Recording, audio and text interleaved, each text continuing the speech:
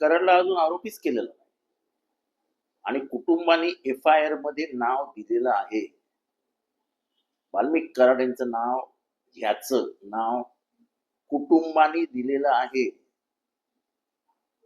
मला हे समजत नाहीये की ह्या प्रकरणामध्ये एवढी गुप्तता, एवढी लपवालपी पोलीस का करतायत?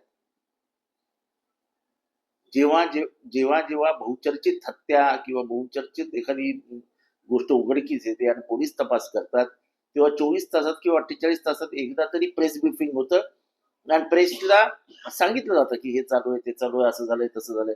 याच्यात काही कळायलाच मार्ग नाही. का लपवतंय पोलीस? काय लपवण्यासारखं काय आहे याच्यात? हा कुठेतरी डाव साधला जातोय, लांबवलं जातंय, म्हणजे विसरतील लोक आणि मग आपल्या पाहिजे तसं आपण ही केस वळवून घेऊया. मुंबई, पुणे, नागपूर, मराठवाडा असो का विदर्भ, राजकीय, सामाजिक, शैक्षणिक क्षेत्र असो का क्रीडा, सर्वच घडामोडीचे विश्लेषण पाहायला विसरू नका. फक्त देशोन्नती न्यूजवर.